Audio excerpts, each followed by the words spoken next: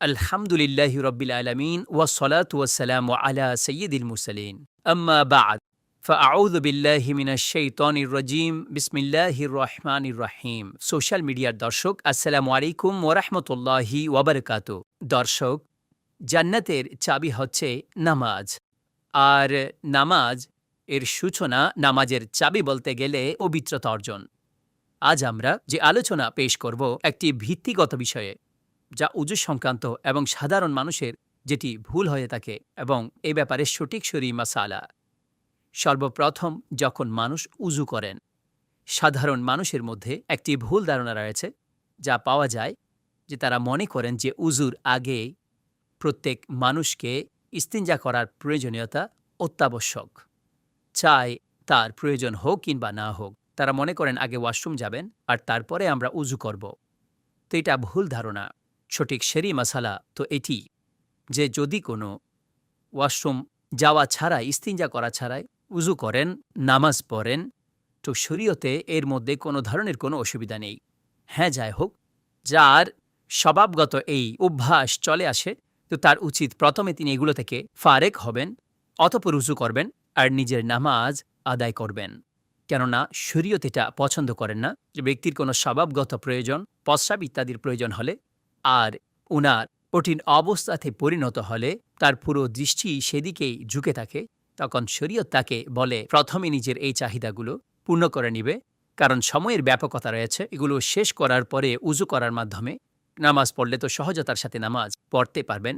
তো এমন অবস্থায় প্রথমে নিজের চাহিদা পূর্ণ করবেন, অতঃপর নামাজ আদায় করবেন। কিন্তু যদি এগুলোর প্রয়োজন না হয়, কোনো উযুহীন মানুষ প্রথমে উযু করেন অতঃপর নামাজ পড়েন, তো একেবারে নামাজ হয়ে যাবে। ২ নাম্বার, উযু করার সময় সাধারণ মানুষের একটি ভুল, এটাও অনেক পাওয়া যায়, যে পানি অধিক হারে ব্যবহার করা। এমনকি নল আগে থেকে ছেড়ে দিয়ে এখন আস্তে আস্তে কাপড়ের বোতাম খুলে কাপড় ভাঁজ করে। আর অনেক তো এমন যে নল খোলা আছে, অতঃপর তিনি কাপড় সেট করছেন, অন্যদের সাথে সালাম দোয়া কথাবার্তা বলছেন, নল খোলা। তো এগুলো কি? এটা পানির অপচয়। এইভাবে পানিকে নষ্ট করা, আল্লাহু আকবার, এটা আল্লাহ এবং তার প্রিয় রাসূল সাল্লাল্লাহু তাআলা আলাইহি ওয়া আলিহি ওয়াসাল্লামের শিক্ষার পরিপন্থী।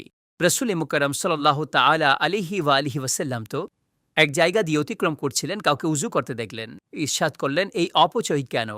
তিনি আরজ করলেন, ইয়া রাসূলাল্লাহ সাল্লাল্লাহু আলাইহি ওয়াসাল্লাম, উযুর মধ্যেও কি অপচয় রয়েছে? বললেন যে হ্যাঁ, যদি তুমি প্রবাহমান পানির মধ্যেও থাকো, অর্থাৎ এত বেশি ব্যাপক পানি রয়েছে যে পানি এভাবে প্রবাহিত হচ্ছে। বললেন, যদি তুমি প্রবাহিত পানির মধ্যেও থাকলে এতে অপচয় করো না। আল্লাহ পাক আমাদের আপন নিয়ামতসমূহের মূল্যায়ন করতে আর অপচয় থেকে বাছার আর এই নিয়ামতসমূহের যথার্থ ব্যবহার করার তৌফিক দান করুন, আমিন। নাম্বার ৩, জনসাধারণের ভুলের মধ্যে আমরা জনসাধারণের ভুলের ব্যাপারে কথা বলছি, তো তৃতীয় নাম্বারে আসছে, অনেক সময় মানুষ তাদের হাতের তালুতে পানি নিয়ে ভালোভাবে হাত পা ধুয়ে নিয়েছেন, সবকিছু করেছেন, এখন হাতের তালুতে পানি নিয়ে তারা এগুলো পানি এভাবে ছাড়তে থাকে আর মনে করে যে এইভাবে পানি এগুলো আমাদের বাহুতে চড়াতে হবে। তো এটার কোনো প্রয়োজন নেই। এটা মানুষের ভুল ধারণা যে যখন আপনি ভালোভাবে উযুর মধ্যে নিজের হাতসমূহ কনুই সহ ধুয়ে নিয়েছেন, তো এখন হাতের তালুতে পানি নিয়ে নিয়ম অনুসারে এভাবে ঢালা, তো এটা এক ধরনের অনর্থক এবং অপচয়। এখান থেকে নিজেকে বাঁচাতে হবে।